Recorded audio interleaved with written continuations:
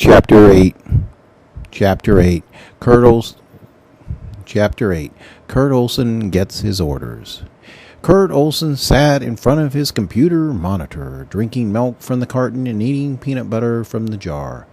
Milk and peanut butter had gotten Kurt Olson through some tough periods between paychecks. The combination reminded him of hard times, and yet it offered comfort. Kurt Olson had fallen into a virtual plantation frenzy. He had taken Olson wood into the 21st century. Colin Powell had killed off most of the South American drug lords, and the U.S. Army paid Olson wood a hefty sum for its distinguished slave. Success had brought boredom. Futuristic scenarios where field hands farmed the solar system never held Kurt Olson's interest for very long. Reluctantly, Kurt Olson transferred Olson Wood's 200 years of progress to an external hard drive and hit the reset button. Virginia, 1790. Olson Wood has a 19-year-old Janet Jackson, a fighter named Obadiah, Obadiah's family, and a couple of elderly women. Kurt Olson was invigorated. The early stages of virtual plantation are always the most fun. When it is uncertain if the plantation will survive and the price of failure is extraordinary. It is so intellectually challenging. Kurt Olson always had to struggle and draw deeply from his imagination to prosper in the early stages of Olson Wood. Both Kurt Olson and his brother Owen agreed that America would produce a higher skilled workforce if virtual plantation was adopted as part of public school curriculum. In startup mode, the plantation owner is also a newlywed. Maybe that is why VP players love to hit the reset button.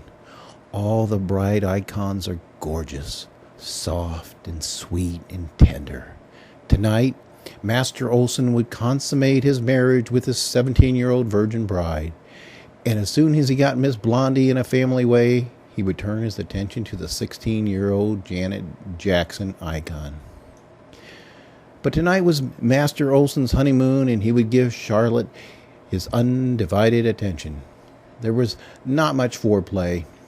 Kurt Olson slipped his engorged member into the used waddle womb he had recently purchased at an online auction site. The wife icon winced. There was a lot of shaking, and Charlotte made animal noises.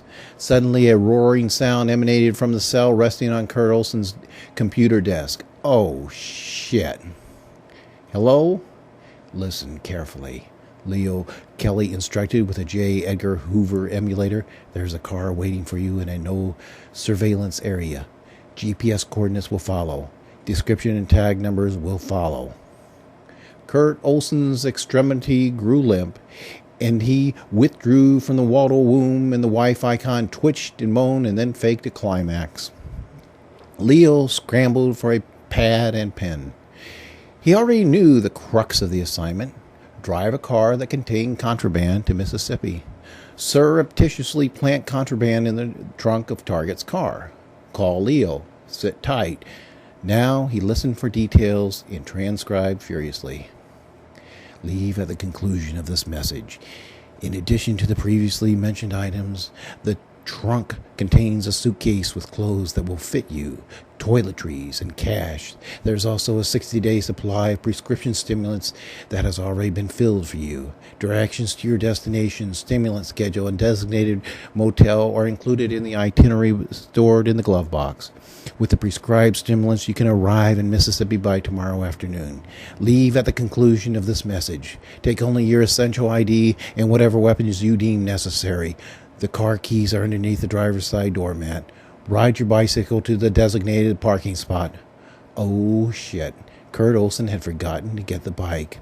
He had been previously instructed to ride the bike to the designated parking spot, place the suitcase on the back seat to make room for the bike, and then place the bike in the trunk. Hard to do without a bike. Olson frantically wrote the remaining instructions. He turned off the computer, placed his weapon in his concealed harness, dressed hurriedly, and grabbed his house keys and a bolt cutter. There was one last thing he needed to do before he headed out to Mississippi. The shiny red mountain bike looked out of place in Edgewise Estates. Poor people did not jog and they did not ride bicycles. They lifted heavy objects and they rode motorcycles. Someone who regularly visited the complex rode a well-maintained mountain bike. They always chained it to the lamppost that lined the front sidewalk. Kurt Olson crept into the laundry room. Oddly, the circuit breaker for the entire building was mounted in the open. Kurt Olson calmly opened the box and flipped the switch.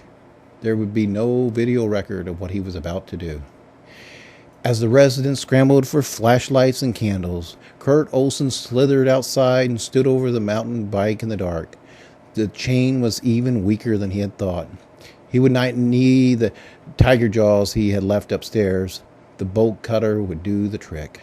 Crackle, snap, and pop. Kurt Olson was on his way to Mississippi.